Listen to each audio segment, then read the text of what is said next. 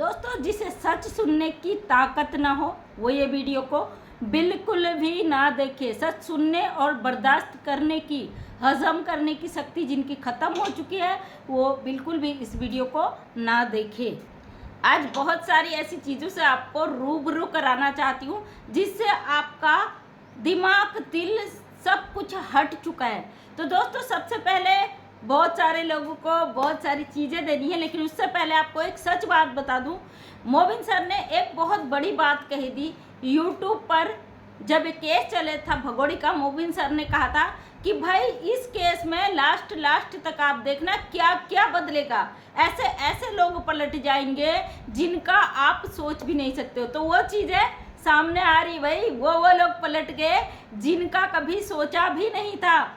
यानी कि जो मांग कर रहा था जिस चीज़ की वो तक पलट गया। तो आप सोचिए, सब लोग एक एक करके पलटते गए और केस कहाँ से कहाँ पहुँच चुका है आप सबको पता है। और मोबिन सर की वो बात मैं कभी भी नहीं भूली और हमें इस चीज़ का वो भी था कि भाई ये चीज़ें होंगी और वो चीज़ें हो रही है। आज एक बहन का कल मैंने वीडियो देखा जो किसी जेठानी वेठानी की बात कर रही थी कि जेठानी पलट गई, जेवर बेचने की बात कर रही थी, ये बात कर रही थी। अरे बहन, चंद रुपयों में यहाँ लोग अपना ईमान बेच देते हैं। वो लोग जो शुरू से सीमा हैदर का विरोध कर रहे थे आज तक कर रहे हैं। बहुत सारे ऐसे लोग हैं जो पहले दिन से सीमा हैदर का विरोध कर रहे थे और हमें पता है वो मरते दम तक सीमा हैदर का विरोध करेंगे, क्योंकि अपने देश, अपने समाज और अपनी आत्मा से प्यार करते हैं। जिनकी आत्माएं बिक चुकी है ना, वो कभी भी इस भगोड़ी के लिए कब विरोध के लिए खड़े नहीं होंगे। वो लोग कभी इधर पलट जाएंगे, उधर पलट जाएंगे। उनकी औकात सिर्फ पैसे तक टिकी हुई है। तो ऐसे लोगों का तो हम कभी भरोसा नहीं करते जो कह देते भैया हम अपने जेवर बेच देंगे, खुद को बेच देंगे, लेकिन इस भगोड़ी को भगाओ, रो रो के यहाँ पे दिखा देंगे। लेकिन जहाँ बात पैसे की आएगी वो अपने ईमान को तक बेच देते हैं। तो हम शुरू से इस भगोड़ी का विरोध कर रहे थे और मरते दम तक इस औरत को जब तक यहाँ से लात मार कर फेंका नहीं जाएगा तब तक हम इसका विरोध करते ही रहेंगे। अब बात करते हैं, कल मैंने एक वीडियो अपलोड किया था जिसमें मेरे हस्बैंड बैठे थे गाड़ी की सीट पे और मैंने बोला था भाई देखो, जो लोग गद्दार, जो गाली गलौज करते हैं उनका इलाज डेली करते। तो एक मोहतरमा या आदमी है मुझे नहीं पता, तो उसने कमेंट किया था इससे बड़े बड़े लोग बैठे हुए हैं। यानी कि मेरे हस्बैंड को बोला था इससे बड़े बड़े लोग बैठे हुए हैं यहाँ पे, तुम क्या मतलब इस तरीके से मेरे हस्बैंड को बोला गया था कि तुम क्या चीज़ हो। तो मैं आपको बता दूं मोहतरमा, बड़े बड़े लोग बैठे हैं और बड़े बड़े लोगों को हमने जेल जाते हुए देखा है। दिल्ली के मुख्यमंत्री जी को ही ले लीजिए, बाकी दूर जाने की ज़रूरत नहीं है, वो जेल काट के आए हैं। हमारे उत्तराखंड से अंकिता भंडारी वाला मैटर ले लीजिए, बीजेपी के बड़े नेता भाई, वो अभी भी उम्र कैद की सज़ा काट रहे हैं, उनको फांसी की मांग की और हम भी उसका मांग कर रहे हैं कि उस बंदे को फांसी हो। तो फिर आप किस खेत की मूली की बात कर रहे हैं। मेरे हस्बैंड बैठे हैं, जो गलत करता है उसको कानूनी तरीके से रगड़ते हैं। इसमें कहने की ज़रूरत क्या है। चिंता ना करिए, एक एक का नंबर आएगा भाई, इतनी जल्दीबाजी क्या है। आप टेंशन मत लीजिए, चाहे आप कमेंट्स में हो, चाहे आप वीडियो बनाते हो, कुछ भी करते हो, गलत करने वाले को यहाँ पे रगड़ा जाएगा, प्यार से रगड़ा जाएगा। टेंशन ना लीजिए, हमारा कानून रगड़ेगा। जो आप हदें पार कर रहे हो ना, तो मुझे तो हंसी आती भैया आपके कमेंट्स में। एक अवैध घुसपैठी के लिए जो आपका प्यार उमड़ उमड़ के आ रहा है, और वही डर, वही खौफ इस भगोड़ी के चेहरे पे हमें साफ नजर आता है। इस लप्पू के चेहरे पे वो खौफ साफ नजर आता है, उस इसके मुंह बोले भाई के चेहरे पे वो खौफ साफ नजर आता है। और कुछ लोग दावे कर रहे हैं भाई कोई कुछ नहीं उखाड़ सकता, वो तो आप बहुत पहले से दावे कर रहे हो और बहुत पहले से हम देख रहे हैं और हमें भरोसा भी है भाई कानून पे। कल किसी पाकिस्तानी ने मुझे कमेंट किया था तुम्हारे मोदी ने रखा है सीमा हैदर को, मोदी की, कुछ ऐसे शब्द मैं यहाँ पे बोल नहीं सकती हूँ कि मोदी की ये वो है। तो भाई तुम्हारी पाकिस्तान से गंदगी करके आए पाकिस्तानी हमारे कब्जे में है भाई। सीधे सिंपल शब्दों में बात कहती हूँ, भारत के कब्जे में, जो चाहे उखाड़ लो। मोदी जी ने रखी है भाई, ये कानून तोड़ा हमारे देश का। मोदी जी का नाम ले लेके चीख रही है, तो मोदी जी नहीं रखेंगे, कैसे रखेंगे, यहीं बंदी बना के रखेंगे। किसी ने मुझे कमेंट किया था कि भाई तुम्हारा कानून इतना मतलब वो है, इतना सस्ता है कि तुमने एक आवारा औरत को, एक बच्चलन औरत को, एक अपराधी औरत को खुला छोड़ रखा है। तो हमारा देश ना बड़ा बच्चों के लिए बड़ा संवेदनशील है। वो ऐसा क्रूर नहीं है जैसे पाकिस्तान में है कि भाई बच्चा है कोई भी हो उठाओ जेल में डाल दो। हमारा कानून बड़ा संवेदनशील है, यहाँ पे इंसानियत होती है, मानवता होती है। और ये जो घुसपैठिया आई है जिसने जो कागजों में लिखा है ना भाई मेरे 4 मासूम बच्चे हैं और मुझे इसके आधार पर बेल दी जाए, तो सरकार ने इसी आधार पे से खुला छोड़ा है, समझे। यहाँ पे हमारा कानून किसी के मौखिक बयान पे काम नहीं करता है, हम कितना ही चिल्ला ले कितना ही चीख ले, लेकिन जो बेल के कागज में लिखा है ना वही मान्य होता है।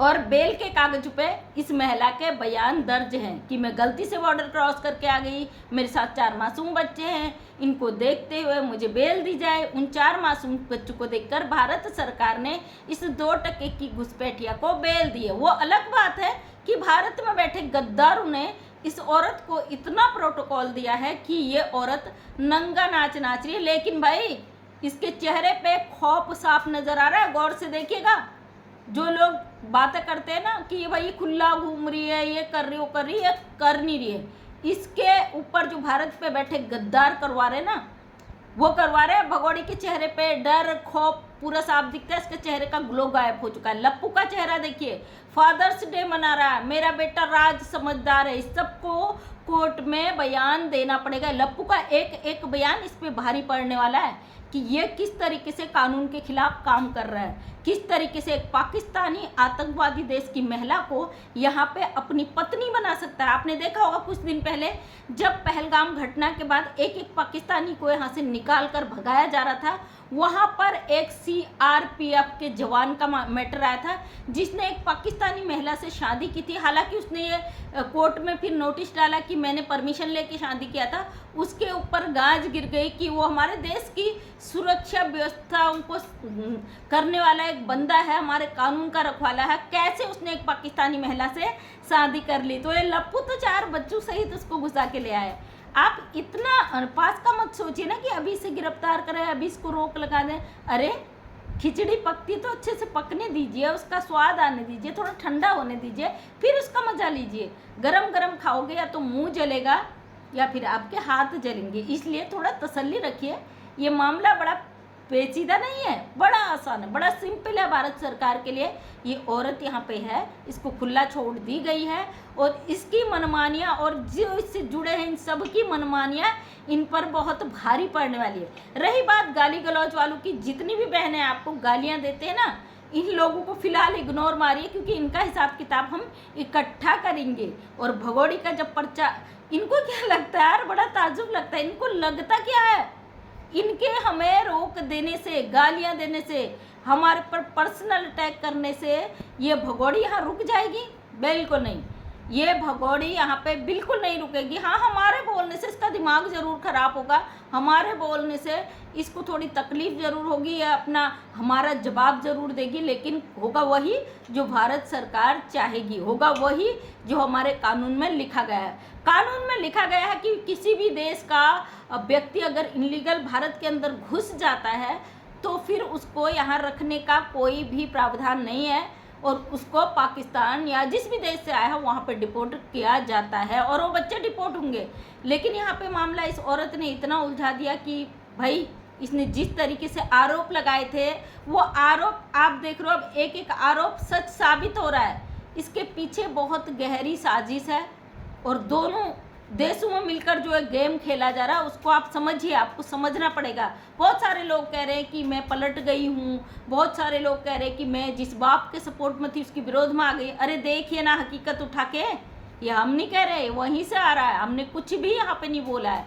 आप जितने एलिगेशन हमारे ऊपर लगाते हैं हमें सब मंजूर है, क्योंकि होना तो वही है जो संविधान कानून चाहेगा। आपके कहने से या मेरे कहने से तो कुछ होने से रहा है, तो इंतज़ार करिए, क्योंकि हम भी इंतज़ार कर रहे हैं। क्योंकि इस भगोड़ी के साथ साथ जितने लोग घसीटे जाने हैं उन सब का हश्र देखने के लिए तो हम जिंदा हैं भाई, वरना ऐसी बेवकूफ़ 2 टके की गंदी औरत को बर्दाश्त करने से पहले हम मरना चाहते, लेकिन ना मरेंगे। हमें अपने देश की सफाई करनी है। सबसे पहले अवैध रूप से जो घुसपैठिया आई है इसका सफाया होना बहुत ज़रूरी है। उसके साथ साथ जितने भी लोग इससे यहाँ पे प्रोटोकॉल दे रहे हैं, बचाने का काम कर रहे हैं, देश के साथ गद्दारी कर रहे हैं, उन सब की कुंडली खंगाल के इन सब का हिसाब किताब भारत सरकार करेगी ज़रूर। क्योंकि जब भी ऐसी चीज़ें पाई जाती, उससे जुड़े लोग भी लपेटे में आते हैं। अगर हमारे मोहल्ले में कोई अपराध हो गया ना, सबसे पहले पुलिस हमसे पूछताछ करेगी, भाई आपके सामने ऐसी चीज़ हो गई, आप खामोश क्यों बैठे थे, आपने अभी तक कंप्लेंट क्यों नहीं की। होता है ऐसा, भाई पुलिस परिवार से हूँ, ऐसी चीज़ें हमें पता है। जब भी कोई अपराध होता है, सामने कोई ऐसा क्राइम होता है जो उससे जुड़े लोग होते हैं, सब लपेटे में आते हैं। जो ये बबीता रानी, नेत्रपाल, ये तो बहुत नज़दीक के हैं, लेकिन इससे दूर दूर तक के भी जितने लोग इस 2% की आतंकवादी घुसपैठी महिला के सपोर्ट में खड़े हैं, इन सब की कुंडली खंगाली जाएगी। कोर्ट में पेश करने के बाद एक एक को वहाँ पे जवाब देना पड़ेगा। तो आप लोग तैयार रहिएगा, हमें गालियाँ देने से हमारा मनोबल आप नहीं तोड़ पाओगे, लेकिन कोर्ट में जाकर वहाँ पे जवाब देने के लिए अपने आप को मजबूत रखना। अपनी एनर्जी को वेस्ट मत करो भाई, आपकी एनर्जी बहुत महत्वपूर्ण है, क्योंकि इस महिला के साथ आप दिल से जुड़े हो। क्योंकि ये महिला एक पाकिस्तानी है, घुसपैठिया गलत तरीके से हमारे भारत में घुसकर आई है। इसको क्यों बचाया जा रहा है, उसका एक एक पॉइंट पे आपको कोर्ट में जवाब देना होगा। यहाँ पे सोशल मीडिया पे भौंकने से, गालियाँ देने से, हमें पर्सनल अटैक करने से आप कुछ कर नहीं लोगे। आपको कोर्ट के लिए मजबूत रहना है, और कोर्ट में जिस दिन पेश किया जाएगा ना, पैरों तले ज़मीन को सुरक्षित रखना। आप हमें गालियाँ देना छोड़ दीजिए, हम जैसे थे वैसे ही हैं, हम तो सुधरेंगे ही नहीं कभी। और मैं तो खासकर मैं तो कभी सुधरी ही नहीं भैया। जो मुझे लगता है सही है उसके लिए चाहे मैं मर जाऊँ, मैं उसको स्वीकार नहीं करती हूँ। मैं अपने घर में स्वीकार नहीं करती हूँ गलत चीज़ों को, तो बाहर की तो छोड़िए, ये तो हमारे देश का मामला है। हमारे देश में गलत हो रहा, हम कैसे स्वीकार कर लें भाई।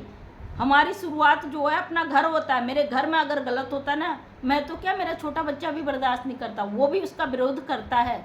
जब हम अपने बच्चों को ये संस्कार देते हैं, भाई जब गलत होता है आप उसका विरोध करिए, उसके खिलाफ बोलिए, भले ही मैं ही आपके साथ गलत क्यों न कर रही हूँ, तो फिर हमारे देश में हो रहे गलत के खिलाफ हम क्यों नहीं बोले।